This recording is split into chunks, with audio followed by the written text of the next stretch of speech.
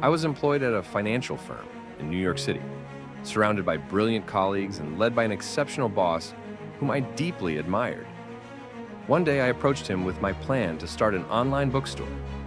He took me on a thoughtful walk through Central Park, listened intently, and finally said, "That sounds like a great idea, but perhaps it's better suited for someone who doesn't already have a stable and successful career."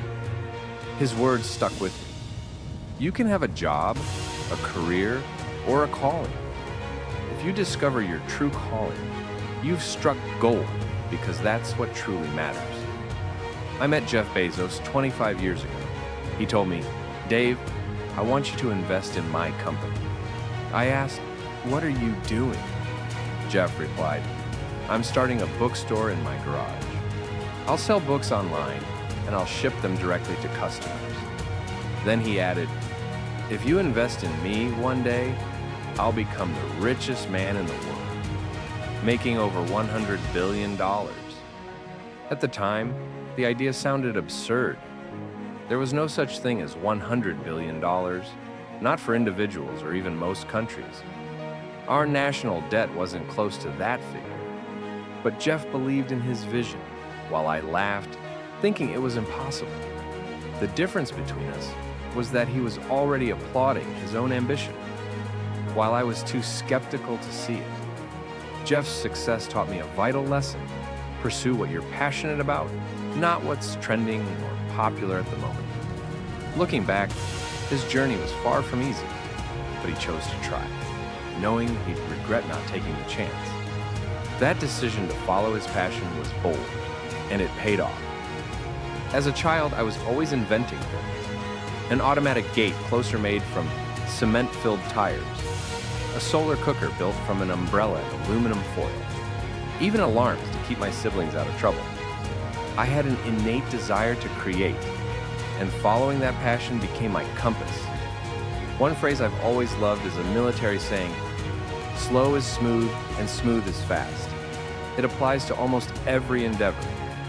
Progress comes from steady, thoughtful effort. We all receive gifts in life, natural abilities or circumstances, but they're not what define us. It's the choices we make and the hard work we put in that truly matter.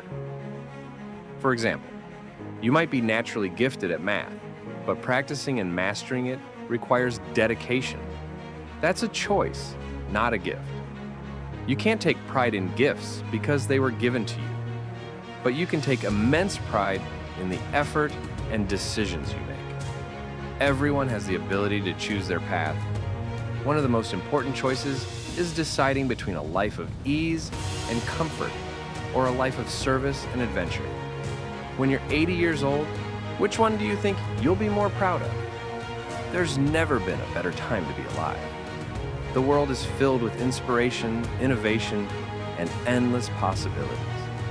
Your life, the one you create from scratch, begins with your choices. Will you let inertia hold you back, or will you follow your passions? Will you conform to dogma, or will you be original? Will you play it safe, or will you embrace risk and adventure? When challenges arise, will you give up or persevere? Every time you empower others through your work, you're creating something meaningful. Having a job is fine, but discovering a career or a calling is transformative. If you don't love what you do, greatness will always be out of reach. As you look ahead, think of the gifts you've been given and how you'll use them.